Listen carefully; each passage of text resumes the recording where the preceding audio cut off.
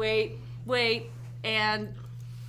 Are you ready? There we go. Yay. What is up, everyone? Welcome to Out of Combat Episode 3. My name is Hi-Rez Kelly, and this is Is it just F dot? Just F dot. Just F dot. No Hi-Res in there. Low res F dot, everyone. And welcome to the show. I say low res, it's just F dot. Just F there you dot. Go.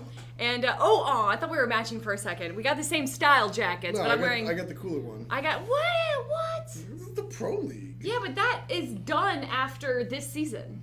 And then I get a new one. Oh, well, you're right. Stay fresh. So, if you guys have never been to our show Out of Combat, we stream here every Monday at 4 p.m. EST? EDT? We're EST now. Okay, EST. So here's my plan. Okay. I just put EDT until someone corrected me. Oh. And today someone corrected me. There you go. So we're EST now. So now I'm going to say EST until someone corrects me. Sweet. Well, everyone, welcome to the show. Oh, we still have the music. No, it wasn't playing. It was muted. But it's essentially Out of Combat is a show where, I don't know if you get from the title, but we don't talk about things of like an informative sense. We don't talk about the competitive scene of SMITE, although we probably will have a competitive episode and an esports episode and blah, blah, blah. But essentially, we just kind of chit-chat about SMITE and what the community's talking about. The start of the show, we go over current events, and then usually we have an overarching theme that we like have sub-subjects over. And today's theme for episode 3 is Versus. So we're going to talk about PC versus console. We're going to talk about Conquest versus Arena, which is a contention point for the SMITE community. And then aggressive versus passive playstyles. And finally, meta versus non-meta. But first, Tom, I believe you have something you want to show the class.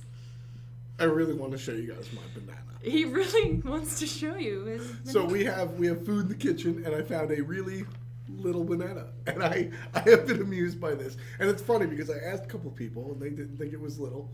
But I asked Kelly. No, that's a small banana. This is a... Relatively to what normal sized bananas are. Usually do you go on Reddit where they say banana for scale?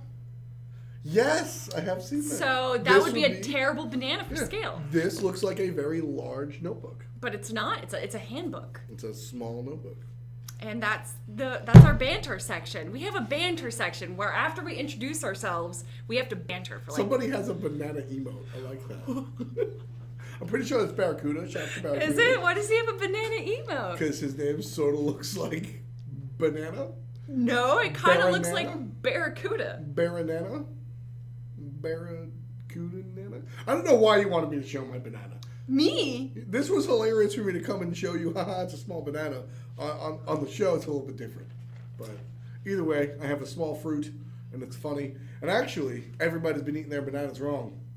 That's right. You pinch it at the bottom and you can peel it that way. That's how all the monkeys. Do you know what a ripe banana looks like?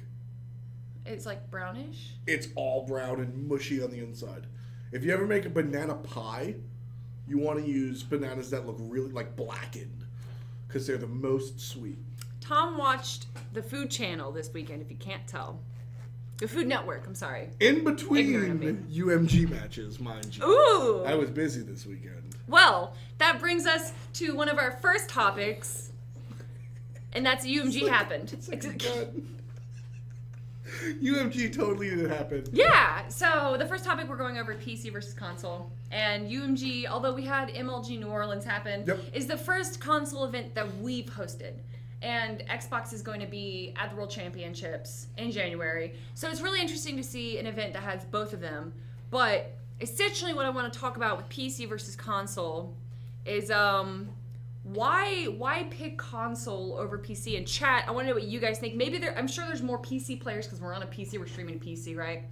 I guess you could watch this on Xbox as well. Yes, Twitch. You could watch us on the Xbox. So maybe you're watching us on Xbox One. But what do you guys like playing SMITE and just general video games more? Well, I was with you. The first, it's weird because you can't just draw a line for general video games. I like consoles for some games, and I like PC for other games. I would agree. So with SMITE specifically, it's fun because like if I'm gonna put my headset on and get in a curse and play ranked, which I did this weekend, and I won all 3 games. Ooh. Suck it. Good for you. I would totally play on PC.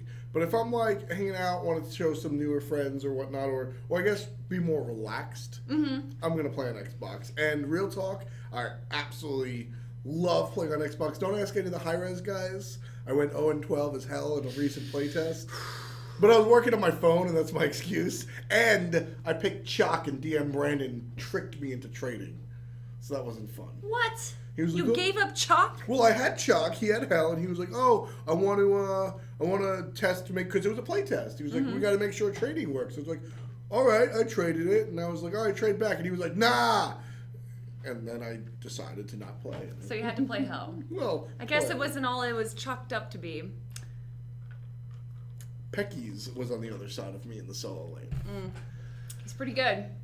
And so I played Hell, and Pecky's killed me at minute 1, minute 2, minute Yeah, you 3, you can't, minute- right? Like, it's rough.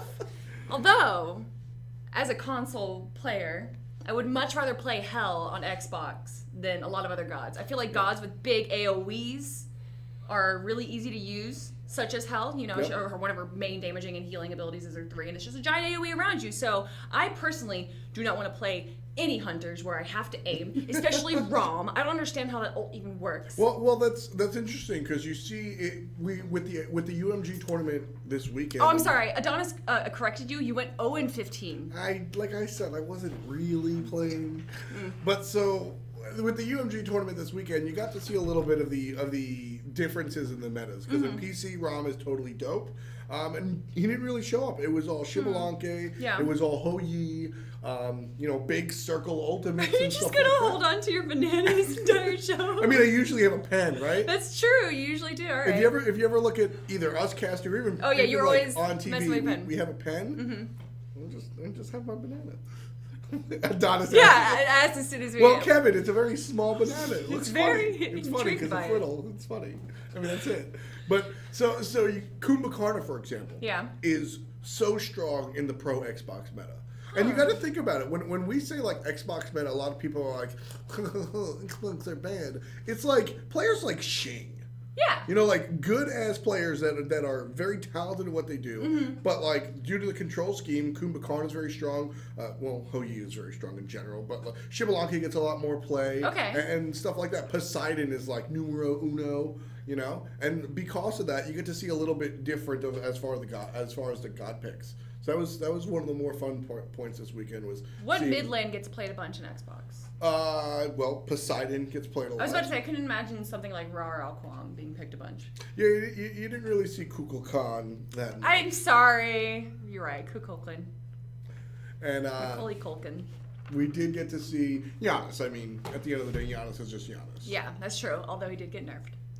And I've seen like everyone's like, this is not a big deal. People can go through his portals when they're not crippled. Blah, blah, blah. No, it's a huge deal. It's a huge deal because, I mean, like the portals, yeah, but Threshold. I mean, Threshold, it's a deployable that stays up for 7 seconds. It's so long, and like it slows them and speeds you. It is better. It is just as good as a wall, essentially. No, it's pretty crazy. So, I mean. So who won UMG? UMG went to Eager. Oh, that's right. And if you guys are familiar with players like Air Cougar's on Eager, which is fun. Oh yeah, he's a younger kid, right? I remember he was holding the giant check, and everyone was making fun of how small he looked next to the giant check. Like this banana next to Giant Kelly. Never mind.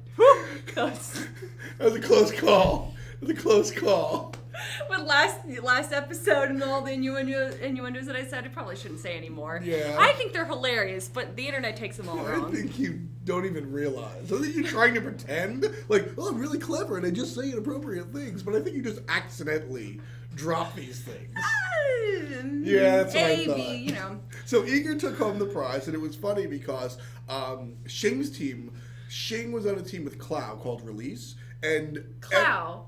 Why do I recognize? Oh, nope, I know. Clow is a player from the PC scene that is probably most known for negative things. He got competitively banned for like trying to collude and stuff, and it was a whole big shebang. But the year's over, and now he's playing on Xbox, and a lot of people just sort of like looked at Shing and Clow and their team and went, "Oh, they're gonna lose." Because keep in mind, Juice was here.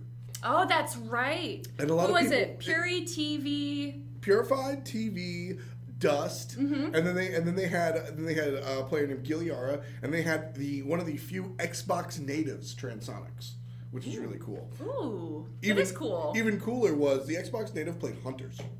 Huh. Which, when you think like, oh, you only play Xbox, you think like easier to control stuff. But I guess because he's always played, like he played like semi-competitive Halo and stuff, that he's just used to like the aiming more so than the PC guys. So I remember talking to Gandhi and I asked him who he thought was going to be the easiest on console. He's like, oh, Hunters, definitely. I'm like, no. Who do you think is going to be the easiest for the general public? I always thought Assassins or like anyone with close range. I feel like long range stuff, mages and Hunters would have been hard.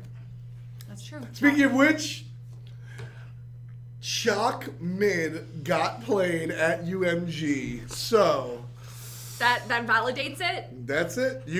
I predict the future. You can call me Chalkstradamus. Has there not been a Chalk on PC? Chalk Mid. Mid? Captain Twade used to play Chalk Mid back in the day when Fnatic was known as SK.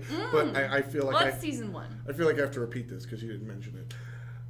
I am Chalkstradamus.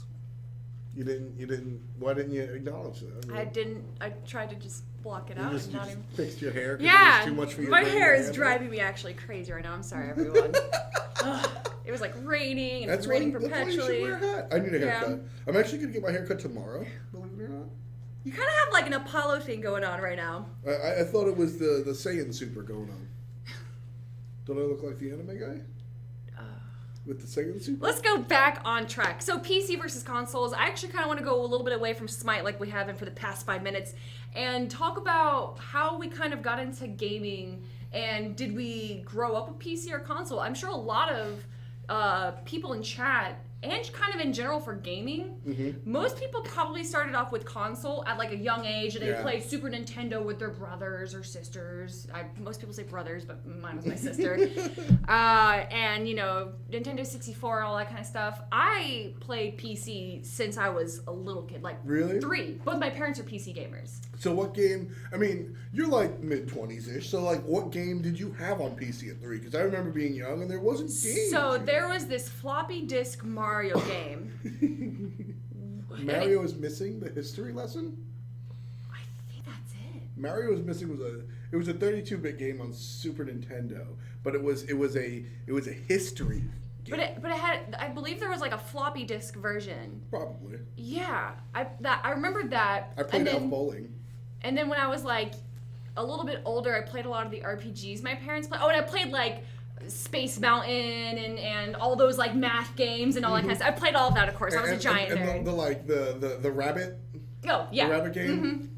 Treasure Mountain. There was another one of that. Treasure Mountain was so much fun. But no, I actually played like Might and Magic 6 back in 97 or something, and Ultima 7 back in 97. Wow. Yeah. All right. So my Nerd parents, cred. Yeah. Check. So I've actually been a big PC gamer, although PlayStation 1 and PlayStation 2 RPGs took up like my middle school to early high school life. I just realized, Kelly, some of the players out there might not know what a floppy disk is. Oh, so you know when you save something, usually anywhere, and there's this weird symbol that's a square and there's a circle in the middle of it? That's a floppy disk. Now, subpar Ariel in chat, I played the hell out of Carmen Sandiego. Ooh. Carmen Sandiego, I was all about geography when I was like 7. Because I played Carmen Sandiego. Yep. And so, see, I went console, PC, console, PC. So I'll break that down. So my dad had like a regular Nintendo and Atari. Like he was nice. like, you know, he liked video games. So he had a regular Nintendo before I was born, and I got to play it. You know, some of my first like words that I read were from Zelda. Like your parents are just like, oh my God, you can read when you like see you start reading street signs or whatever. It was me, like, we were playing Zelda, and I was like, sword. And obviously not sword, that's a tough word, but you know what I mean. Sword? SW. Yeah, you're if right. you can't read, that's tough. So, okay. I don't know enough about child developmental reading, so I can't, like... Aren't you... I'm a teacher. That's what I was just gonna say. You're thinking psychology. Aren't you a like, teacher? I taught middle school. I wasn't teaching kids how to spell out sw. Thank God. Anyway, so I started with like the regular Nintendo and we did Zelda and stuff. And then From there, I remember going to PC just because, like, my aunt was a big computer nerd. And my parents they couldn't, like, program a VCR. But my aunt was super into computers. And every time I'd go over there, I'd be like, oh, can I play the games? And we'd, like, DOS. You know? Oh yeah, and MS-DOS, yeah, C:// like and then you had to type in whatever .exe. You couldn't click on things. It was all that stuff. And I remember there was this game. It was sort of like Escape from Monkey Island, but you were a gorilla, and that's funny because bananas are awesome and monkeys rule. And so I played that. I played that a bunch, and then I got my own computer. It was a Gateway. Ooh, those were the cow computers. Yes. That's why I got a Gateway. Because everyone did. My parents got a cow computer. And so I got the Gateway, and I remember I had Armored Fist 2, which was a tank game. It was horrible. Oh, and then I had and then Counter-Strike. Yeah. And that was the beginning of the end. My dad had an old school Star Wars, and he had the analog stick with it. I don't even remember what it was. TIE Fighter. It was just TIE Fighter. Yeah, I think that was it. Yep, it was just TIE Fighter. I'm so glad, because anytime I try and talk about these old school PC games, everyone's like, I don't know, EverQuest, and I'm no, before then. Yeah, it was just TIE Fighter. That was fun. And then, like I said, I was playing Counter-Strike. This was 98, 99, 97, so it was 1.3, 1.5. And then 2000 hit, and Nintendo 64. And I played Super Smash Bros. Oh yeah. I played everything on Diddy Kong Racing, yeah, Mario of Kart, course, Donkey Kong 64, all the whole 9 yards. And then I did Super Nintendo. But Super Nintendo before that, I did all the RPGs. Yeah. That's really where I did RPGs. Oh, definitely. And then that was really. I got the Xbox and the PlayStation to play Madden and stuff, but from there I was a PC gamer. It was I played Counter-Strike, I played World of Warcraft, and I played Pokemon on my Game Boy, and I just sank a lot of hours into those games specifically. So I was equal parts PC and console, I guess. I would agree too, especially with the RPGs. I played every JRPG that came out from 98 to 2006, every Final Fantasy 6 to Final Fantasy 15, which is going to come out. I'm going to play that one too. I remember Independence Day on PC. Did you ever play that one on PC? No. Yeah, that was a game that my dad made me get because again he wasn't a PC guy, but we saw that movie together. It was the first PG-13 movie I ever saw. Ooh. And so that was a big deal. That is. We loved it, and it was on PC. And he's like, "You gotta get the game," and he was like, "You gotta play it for me." And so I was a streamer for my dad as a kid. Aww, if you think about that, that's pretty cute. Because he would just watch. He's like, "I can't do it, but do it. I want to watch it. This is fun." That's pretty cute. So where we are right now, and especially we're both very involved in esports, you so more than me, but why does it seem that PC, I want to know your opinion, and Chad, your opinion too, why does it seem that competitive games and esports is more so on PC than it is on console? You have Call of Duty, which is the only exception really. There's Halo tournaments, but I don't think Halo... I don't know. Halo's been around a lot longer, but I don't put it on the same level as the recent Call of Duty. Well, I had this conversation with a couple of the Xbox guys that were here this weekend, and really, what it is on PC everything is spread out, right? So you've got League. Can you put the banana down, please? Well, you've got League, right, and that's sort of the top. And then there's people there's SMITE tournaments, there's DoTA tournaments, there's all these other things that you can really engross yourself in. But when it comes to consoles, it was Halo. Well, excluding fighting games, that's a different world, right? Yes, different world. But it was FGC Halo. and esports aren't the same thing. You can tell who's part of that one. So you had Halo, and then Halo died. Sorry, bros. And Sorry, Call of Duty took over, right? Yeah. And that's the thing with consoles. If you take a look at somebody like TP, one of the bigger Call of Duty players, or if you take a look at even a player like Parasite, who's not number one but up there, hundreds and hundreds of thousands of Twitter followers, right? And so it's just. I would be careful about putting your foot there, just because the camera's shaking. Whoa. So, what happens is a lot of the viewership on the consoles is just concentrated into one game or 1.5 games, right? Whereas PC esports, it seems bigger, and it is largely because of League. But if you take League out of the equation, which is sort of the outlier, you would say League instead of StarCraft. Now, yes. Well, yeah, now, but if StarCraft. you're talking about like the birth of esports and why it Right. went more to PC than Sure. console, that's StarCraft's, right? Yeah, like yeah. StarCraft 1 and definitely StarCraft 2. StarCraft 2 blew up esports. I'm just talking about right now. Yeah, okay. Like right now, if you take out the outlier of League and you combine all the PC stuff, it's probably pretty similar to the viewership for the console stuff.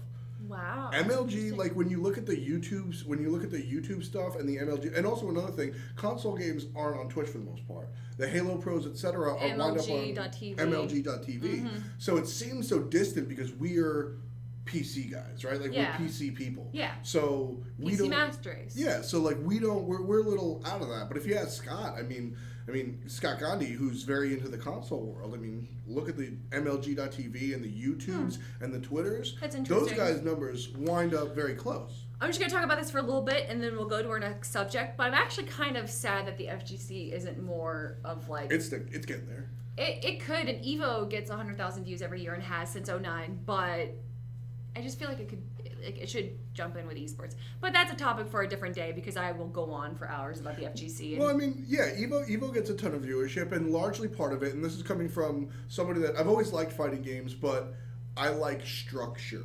And the FGC doesn't have that. Exactly. But You got the fighting Capcom games, Cup. it's the easiest esport if it were to become one to follow for the general public because you Life got two bar. dudes It's in a super- life bar. Exactly. Screw RTSs. You can't understand anything that's going on. But even like MOBAs where there's 5 people, they're all using different abilities. You don't know about the rotations. And if you go even more basic with that, Hearthstone, you still don't know like the cards do. But with fighting games, you've seen one dude fight another dude. And they'll have different moves, but you don't really have to care because you just see the health bar go down. And then there's like a super ultra move and it looks cool, and that Yeah. guy usually wins, right? Right? And I mean, exactly. It comes to, and you're seeing more and more of this sort of like catch up in the sense that you've got the Capcom Cup going on. You've got Smash has been sort of working Huge. towards the. Although like, there's a weird thing between the I know. FGC and Smash. And I was gonna put an asterisk. on Yeah, it. there's an asterisk on Smash Brothers for some The reason. competitive platform community. There you go. There you go. So, basically there's, and that's a large reason why I never followed Dota. Was because Dota has like 27,000 different leagues and it's hard to follow from a distance. Okay. Whereas a league like the SPL or, other leagues out there, like traditional sports, there's a pro league. And you watch that, and that's the pro league. Okay. And so there's a major here where not everybody can make it because they can't make the flight, or that's weird. Capcom Cup, every time there's a Capcom Cup, there's going to be points, and at the end you watch their Super Bowl. Yeah. And then Evo's dope, Yeah. right? So like, you fighting against There's seeding points given in Evo, but it almost always it's more so that you don't get anyone in your pool that's like OP. And there's also this like professionalism thing, which I know people go left or right on when it comes to esports. So it doesn't have to be like baseball where everybody's gonna buttoned up, blah blah blah. But there's also how many times have you seen this? All right, we're here in the final round of Super Final Fight 18. It's the major in Tennessee, and Joe is going up against Vomit. Wait, it's not Joe. Wait, I've got to play my pool. You got to keep casting. But Joe is Joe. No. Joe's gonna come on. Oh, okay. No. Joe's got to play in Pool B. Oh. We've got X-Man up next. X-Man's going to play. Wait, no, X-Man fell out to losers. Evo's definitely gone better with that, but So- yeah. And then the guys, can you also get me a soda and a pizza? I'm casting for 12. Yeah, okay, thanks. And there's one thing to be too professional, and there's another thing to I don't know what's going on. I'm ordering pizza on stream. I gotta go play. See you later. There's a happy medium, right? So. Maybe. And that's the biggest issue with them is that they want to keep that grassroots feel. Yeah. But we're going to move on to our next topic. That was PC versus consoles. And we're going to talk about something a bit more SMITE centered because this is a SMITE show. And this is Versus. It's Versus. Which and it is where is the FGC came in. Right? Conquest versus Arena. Now, Queasy. and with all esports in SMITE, you would say Conquest, right? Mm-hmm. We've had an arena tournament, the Alienware Arena Cup. Yes. Right. And there was an arena leagues and that went away. But let's first talk about if you're just playing SMITE and your average queue up is going to be, if you were to queue a game mode, what would it be? Just if you're just going into SMITE and playing it. You said queue up, I immediately thought cosplay. No. But that's me. Shouts to David and Amanda. What up? But so if I'm gonna queue SMITE, it's just Conquest. Yeah. You know the I wouldn't say I'm the opposite, because I would play Assault, but I would probably play Arena if I just wanted to play SMITE. My stats are public. You could like look at my like SMITE stats, F-Swag. I have like 5,000 Conquest games, and I have 10 Arena games. Wow.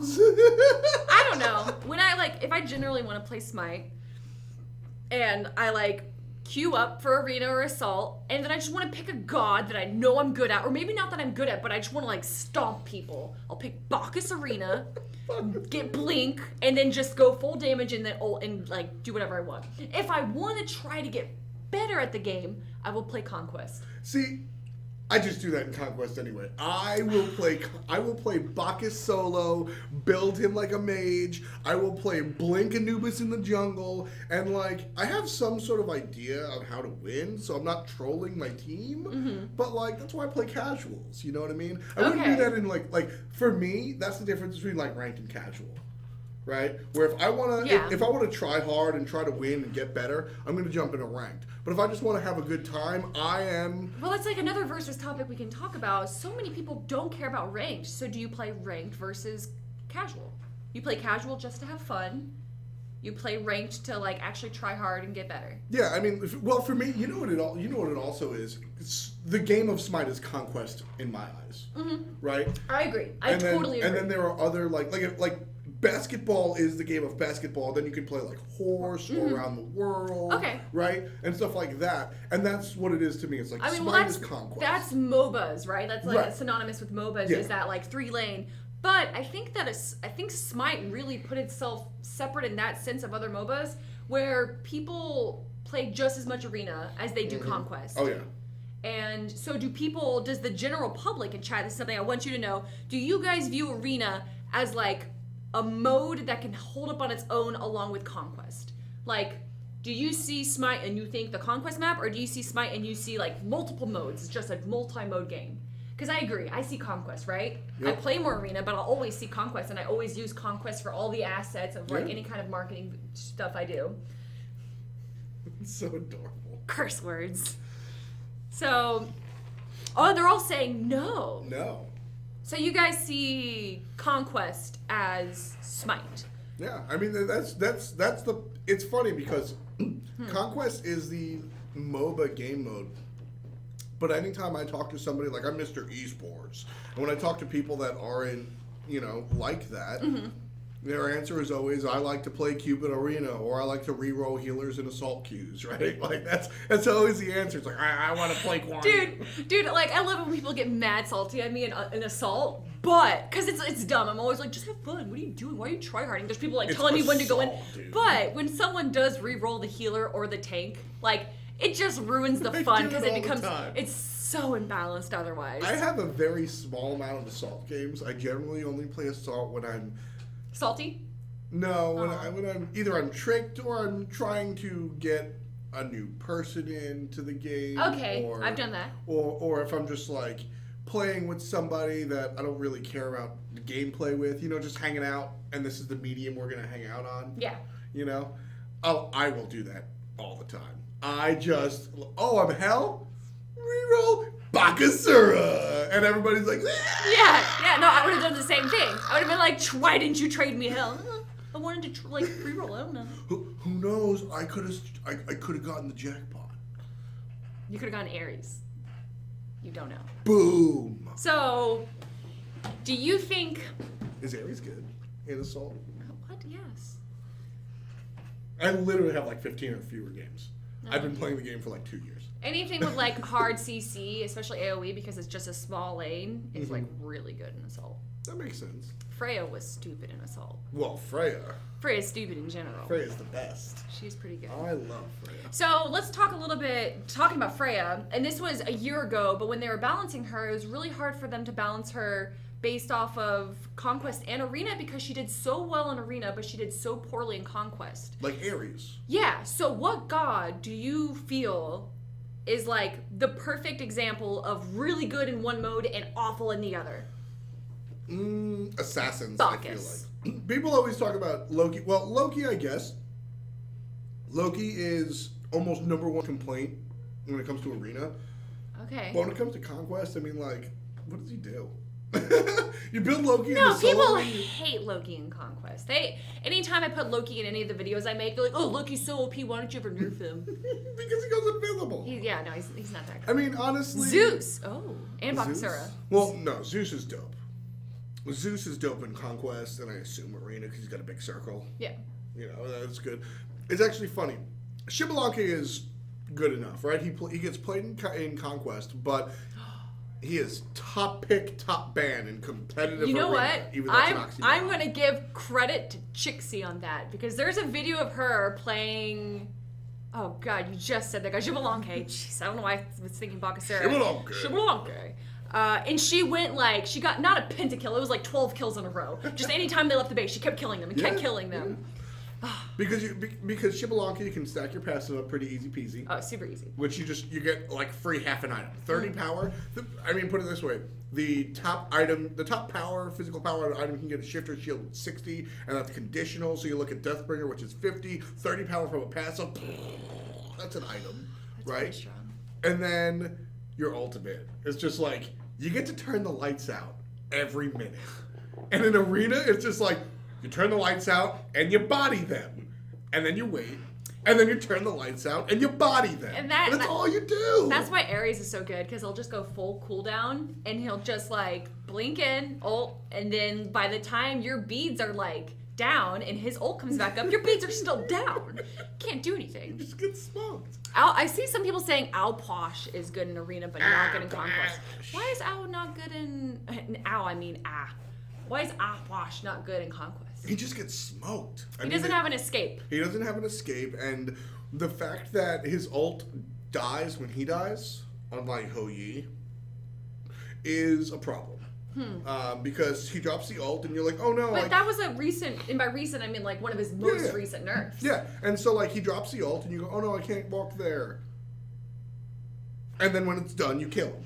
Yeah, but he's gone by that time, right? Like, sure. But he's already run away, and you don't want to go in that ult, especially if he has Gem of ISO. So what Upwash really, I mean, he's a problem when you're laning because he outdistances you and he deals with that. But he's just so easy to gank, right? Like if you're a Thanatos or a Thor or somebody that can surprise him, Bastet murders him, and that's really his problem. Is like he just doesn't have any get out of jail free buttons. Even Hebo can ult.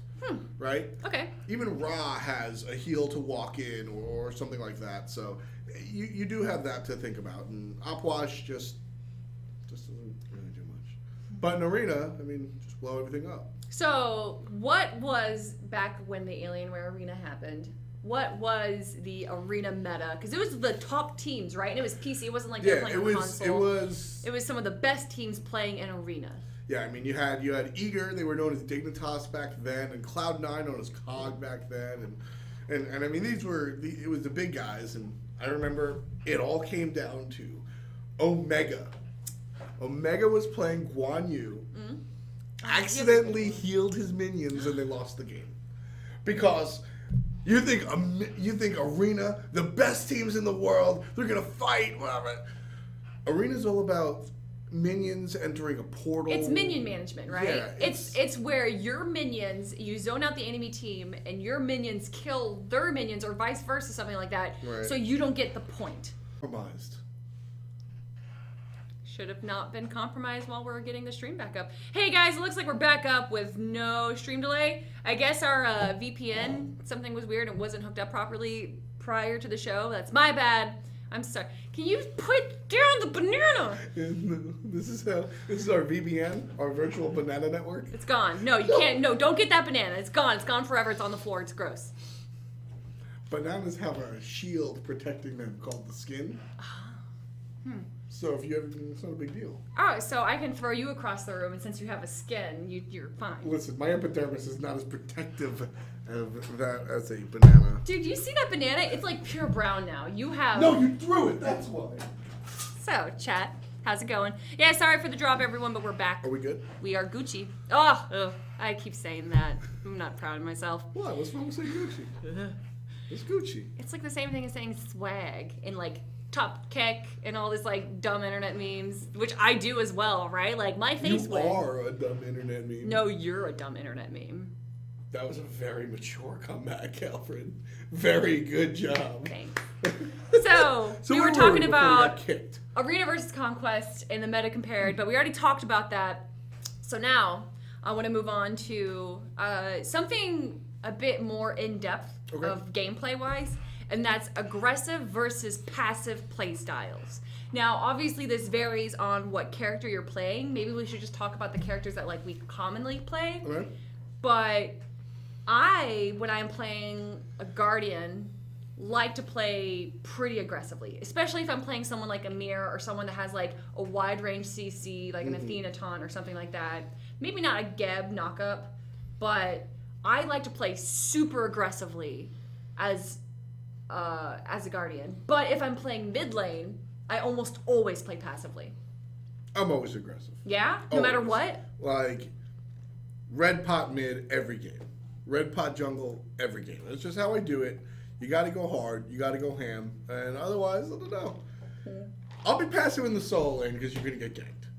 But mid, I mean, even if somebody ganks me, I'm usually chalk. So I don't really care. Hunter, I have a way to get out. You know, there's all these different things. So I don't know. I don't think passive is necessarily bad, although aggressive, like you get, I don't know. I feel like aggressive players tend to like, it's high risk, high reward, which is this like the whole point of aggressiveness. But I think it's just overall better to play passively and observe what's going on. Tell that to Zapman. He's going to Worlds, and Zapman didn't. So tell that to Zapman. And that's interesting that you bring that up, because I don't think that it's good or bad to play passive or aggressive. It's all like scenario-based. Yeah, definitely scenario-based. It's all, you know, it's like a big flow chart. But when's the correct time to play passively or to play aggressively? Let's compare two pro players, and you already named one, Zapman, who is easily known as one of the most aggressive players in SMITE. And then let's compare him to Allied, who's also like the top hunter. Yeah. And he plays very passively in a sense where he'll just farm up for the first 15 minutes, not dive towers at 3 minutes in like Zapman would. But then he has so much farm later on. Who do you think, on average, with those two play styles, does better? I mean, if that makes sense. Sure, and again, it all comes like SMITE is too complex of a game for it to be boiled down that. You're right. Simply because, I mean, Zapman excels at being aggressive because he knows that Eager, Lazes, and Dare to Care are going to rotate. And that is going to happen. Okay. Whereas with Allied, you have Weaken, who's more of a setup-oriented jungler.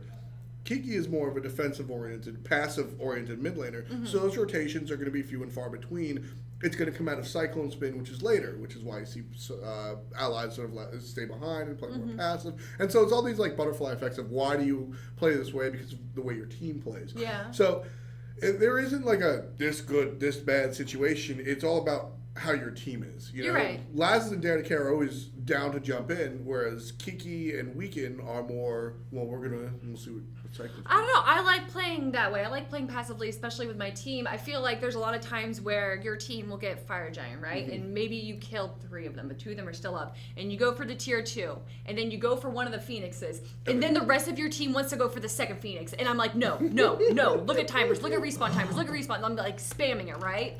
But they don't care because they see the Fire Giant on them. And they have that aggressive mindset. And so they're just focused on getting that second Phoenix. And then they all die because the rest of their team spawned. They all got items from gold. Well, here's my question to you. Did you follow them to the Phoenix? Yes. Okay. I almost always do. Like, I will be a team player, but I will still spam, like, leave, retreat. Because 5 people doing the wrong thing is better than 4 people doing the right thing when it comes to Conquest. Ooh. Always. Listen, like, if somebody makes the wrong call, right, and everybody's doing it, like, if somebody calls Fire Giant, and you're going at it, but you're like, no, they're all up. What are you doing? If all 5 of you commit to that Fire Giant, you have a better chance of succeeding than if 3 of you do and the 2 of you are like, that's dumb. I'm Okay. not doing it. That's dumb. But then your team like calls like, all right, let's do Fire Giant now, and they'll be like, it's not a good idea. No, we need to do it. And then you all go in and like, And you're still but then everyone wipes. Sure, yeah. And then they take the Sure. Fire Giant instead of 2 people there being able to like defend the base. But maybe you could have stolen the Fire Giant or something like that, right? So you're right. It's completely circumstantial. You don't really have like, oh, you always play passive with this, you always play aggressive with that. But Yeah. what god do you feel does have that? What god is really good almost always in every situation? Thanatos got to go in. Super aggressive all the You time. can't play passive Thanatos. Okay. You always like when I'm Thanatos, the whole like song and dance of, you clear your buffs, you go to mid, you clear the wave, you go back, you clear the wave, you go back, right? When I'm Thanatos, I go, we clear the wave, and we're going to their backs. And if you want to fight my mid mage in a Thanatos, Yeah. go ahead, bro. And then at 15 minutes, I do nothing because I'm Thanatos, right? Yeah. But for the first 10 or whatever, always aggressive, I'm Thanatos. Watch out. You gotta. It's like what he was born for. I see people saying Bologna. I go pretty ham as Bologna. I think Chalk I'm pretty aggressive with too.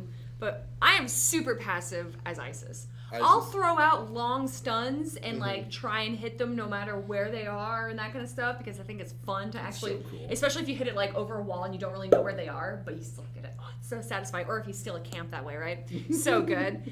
But I know I don't have a good escape. I would hate to pop my ult on something as someone ganking me because you never get much health or damage out of it.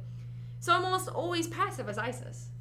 I feel that. Another character that I'm always aggressive on, Fenrir. Fearless Fenrir. I saw that in chat. Yeah, You I have mean- to be super aggressive as Fenrir. Well, I mean, that's the thing. You can totally play passive as Fenrir, but, like, you load into the game, and you're, like, this just, like, feral dog wolf man thing. Wolfman. And you just look at him and you go, yeah, I'm not going to chill. Yeah. I'm just going to attack. And then, even if you're playing a skin, you're a robot dog. Like, no part of this character tells me, I'm going to sit back, chill, and just wait for my coffee. I'm going to, like, bite you. I'm going to bark. I'm going to kill you. You know what? I usually go on 5 when I play Fenrir. But still, you got to attack with Fenrir. I think people are going to disagree with me on this, but I think it's something that is interesting. I think most Loki players play passively. I think most of them wait for the opportunity because he's an assassin. You want to wait for the last kill, but I'm not saying chaos. I'm saying most Loki players just throw out their. I don't even know what number it is. Loki? You throw out the decoy? Yeah, the decoy. There you go. You throw out the decoy, and then you just. It's a 3. Oh, his 3. I know 3. you're like, good job, Kelly. Yeah, good job, Kelly. It's a 3. And they kind of just stand back and they don't do much. Now, if they see their jungler come, say if he's solo lane, by the way, and they see like their jungler come in and then attack him, and then that's when he'll usually attack. Yeah, but I think Loki is a pretty passive god. Yeah, Loki is the king of pacification. He just sits there. Thank you. He's just like It's his 2. Tom, at least I admitted I didn't know it. Well, You lose your banana. No, you're gonna break it. It's already open. If you throw it, it's gonna smash everywhere. Why is it so warm? If you threw it, it would have smashed. This banana's so warm, guys. I'm gonna give this back to you. I don't want to touch it. No, you can hang on to it. No, I don't want to. But still, wow, you really did a number on it. It's like slimy. But so, all right, now it's time to retire the banana. So when it comes to Loki, I mean, he just sits there and he waits, and it's just all right. I'm gonna throw out my decoy. By the way, I was just saying, good job, Kelly. That's all I was doing. Oh, that's what you were doing? 3 is the aimed strike. That's the bonus damage on basic attack. Anyway, the 2, the decoy. You just sit there. You throw the decoy out. You sit on your tower. You do nothing. You wait, and then when somebody makes a mistake, you go invisible. You scare the bejesus out of them, and you stab them in the face. Like that's the whole jam, right? Like that's the whole idea behind Loki. What's another god that is like really passive? Really passive? Nuwa. Ooh, Nuwa. yeah. Especially- you throw out her minions, then you hit him with your 1 and hope that it stuns, and then And so this weekend it was hilarious. Dust, solo laner for Juice's Xbox team. He played Nuwa, right? And he goes boots Pythax piece. And what he does is he sits on the tower and he throws, like not on the line, on the tower. Yeah. And he throws out the fog. And then what happens is he throws out the minions so that you get credit for it because you're too far away from the wave to get experience. But if your minions are there, you get experience. So he sits all the way back, and then every once in a while he ults and he gets a kill. And then at 20 minutes he rotates to team fights. That's it. That's the whole thing. You throw the 3. That's the shinging metal. Ah, okay. The 3. I'm seeing chat just correct you again. I don't No, know. no, no. Fog is 1, minions is 2, shinging metal is 3, and then fire shards is 4. I wouldn't know. And that's why I don't say the specific number or name, because I know I'm going to be wrong most of the time. That's interesting. And I saw some people, before they're correcting you again, say raw. And I actually disagree. I think raw, and I only say this because of this one Divios play where like his entire team died, and he goes up against, I believe, Merc, Ares, it was Rom, and like one more were on the enemy team, and he like 1v4s them and kills 2 people. You're thinking Boosh. Oh, I am thinking Boosh. You're right. Mid lane. Why would I say Divios? You're thinking Boosh. I am. It was the mid lane. And Boosh was in the opponent's jungle. And what this happens to everyone has attacked a Ra in the Ra heal. Yep. Everyone. Yeah. Oh, yeah. If you put that Ra heal down, you become so aggressive. And you see the Ra, he's 10%, I can kill him. And he drops the heal and he's just like, he's just laughing at you because you try to kill him. And that's what happened. It was like 3 or 4 people jumping him, and Ra movement speed passive, Ra heal, just.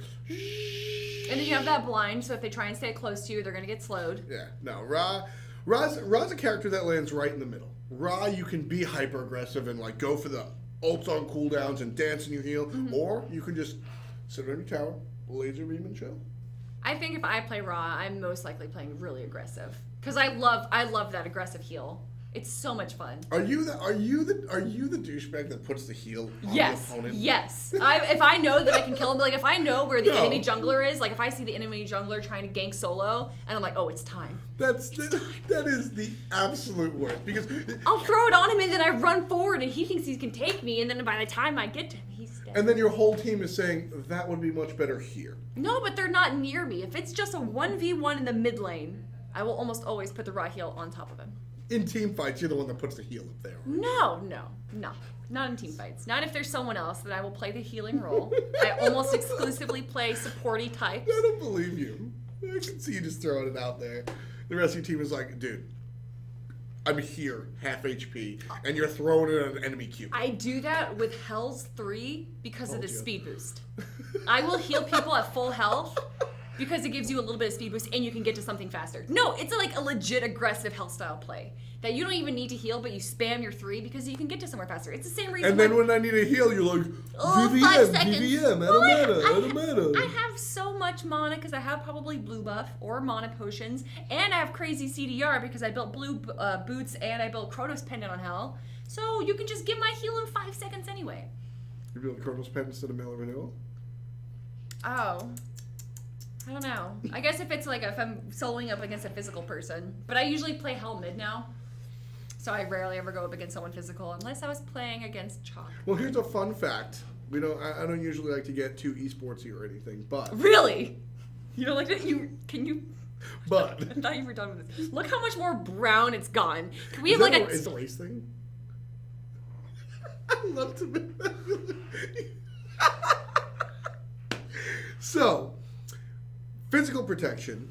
Most physical protection items, Breastplate of Valor not included, wind up being better than magical items because they have health on them.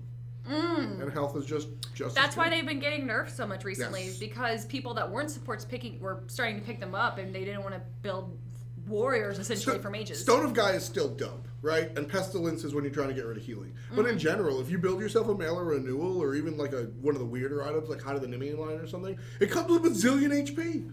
So just rock that. That's interesting.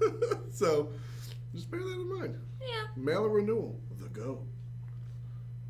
Hide of the Urchin's also pretty cool, but it becomes mathy in numbers and blah blah. But you play mid hell. I do. I play mid chalk, which got played this weekend. Did I say that on the show? You already did. I said it before quite the show. proudly. That as well. But Purified played chalk mid this weekend. Good job, Puri. I was super excited, and we got to see the power of it. Chalk mid. And they won, right? They won with Chalk mid? Not the whole tournament. I'm just saying that game. No? They lost? Purified played Chalkman. And they won. They won. Oh, there you go. Okay. I didn't know. Are you lying? I might be. Oh, okay. I don't know.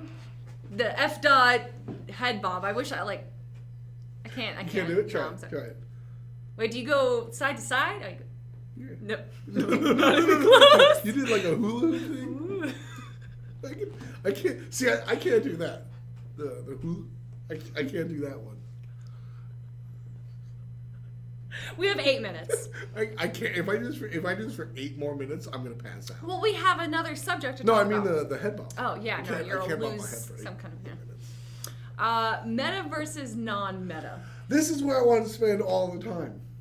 But we ended up talking about PC versus console for like half an hour. And then, of course, the internet dropped again. That was my bet. I apologize. Yeah, it was your bet. I don't see you do any setup for this show. I carried the light thing. You did. I carried the light thing. I brought the Hi-Rez event sign. You did.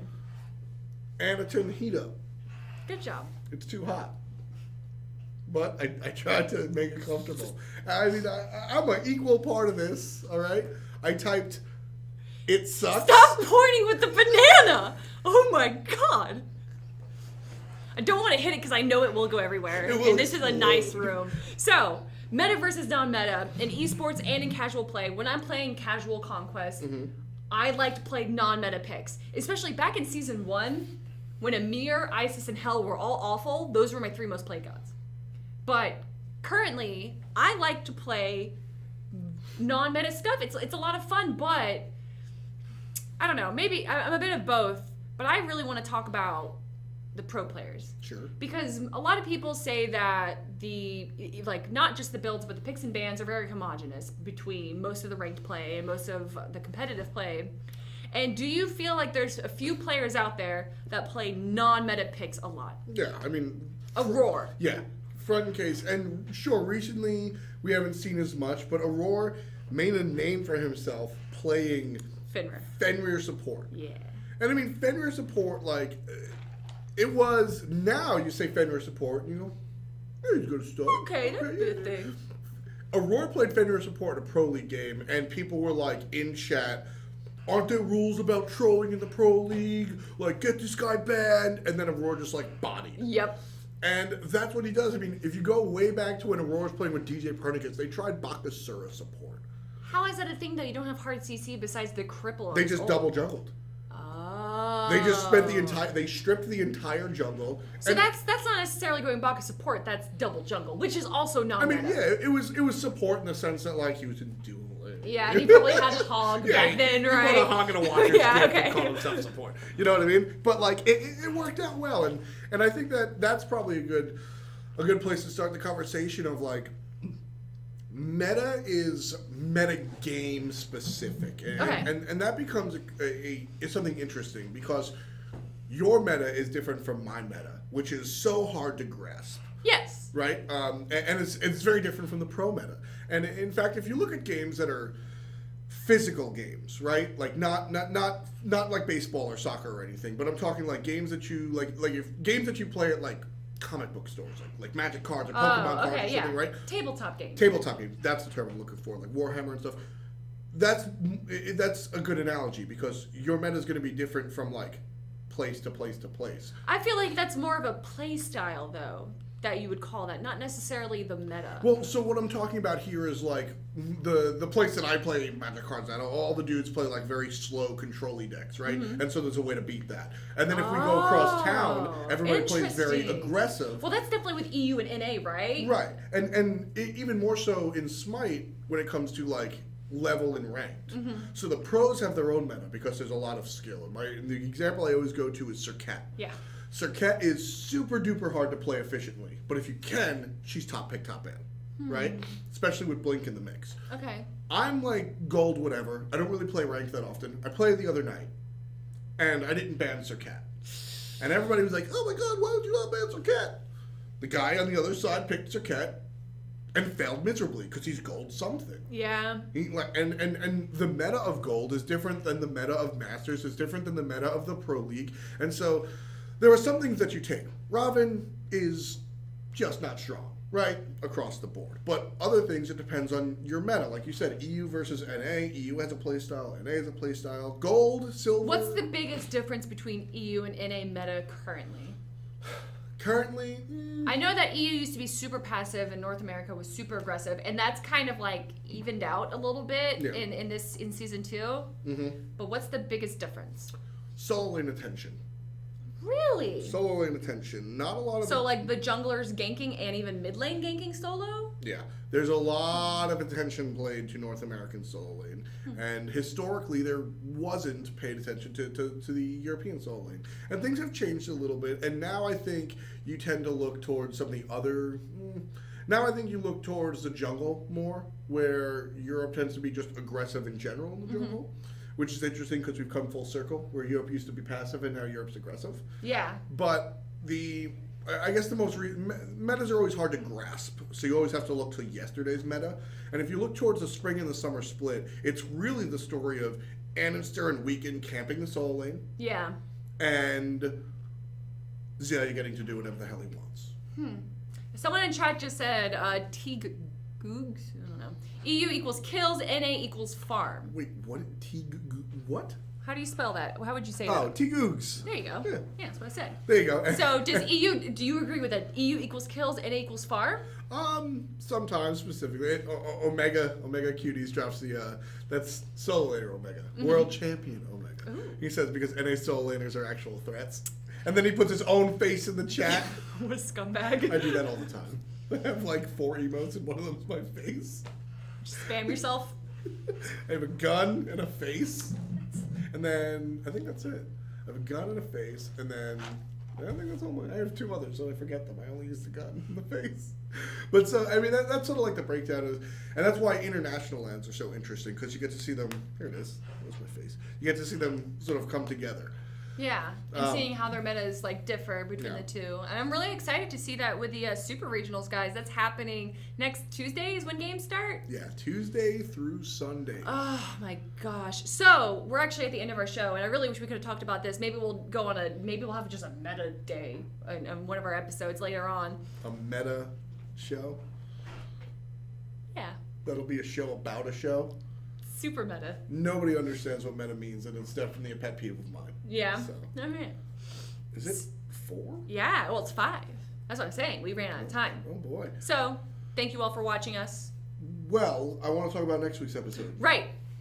So, I am going to Brazil on Wednesday for the Brazilian regionals. There was just the LATAM regionals that happened. Oh yeah, congratulations to Icarus Gaming. We'll be seeing them at Worlds. Yep. And Australia.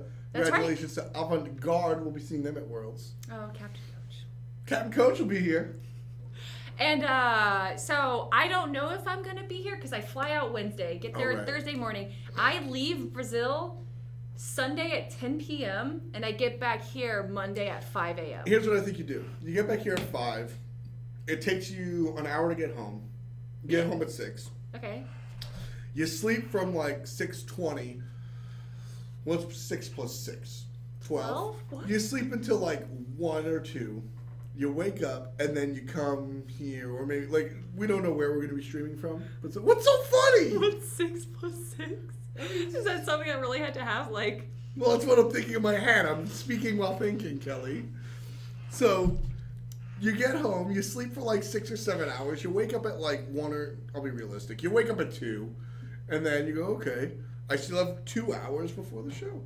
Yeah, no, I'm going to try my best to get here, guys, at 4 o'clock so we can do it. But maybe I'm sick. Maybe my flight gets delayed. Maybe I'm just not having it. So beware. We might not be here, or we might not be here next week. But I'm going to try my best because it's the episode before the regionals. And we want to talk about esports, essentially, right? Esports, I actually want to do an episode on live events. We can do esports in December when Worlds comes closer. Cool, okay. Next week we can do live events. We can sort of like talk about all the PAXs we've done and all of that. And so this is how I rope Kelly into it. Tournament jitters. Yeah, this is how I rope Kelly into actually showing up because I know how much you love all of those events that you've gone to. I like the events. I'm being serious. I really do. Yeah, no, I mean, I've had a great time since the launch tournament. Before that, since PAX East 2013. See, she's already starting. So I am. Everyone, we got another hour. So I know you're gonna show up. So that's what we're gonna shoot for. Again, don't hold against Kelly if she's too tired or whatnot. It's a real thing. But live shows next week. Hopefully, we'll be live talking about live. Ooh. All right, guys. You like that one? I do. No, that's a good way to end the show. Thank you all for watching us. This is Out of Combat, Episode 3. My name is Hi-Rez Kelly. You can follow me on Twitter at Hi-Rez Kelly. And I am Tom. You can follow me on Twitter at... Oh, that was unfortunate. You can follow me at Twitter at f.ny. Right there, spelled out. Appreciate the love. And check us out on YouTube, of course. You can watch all of our past episodes, youtube.com/SMITE game. So make sure you do that. You want to eat it? All right, everyone. Bye. No! No!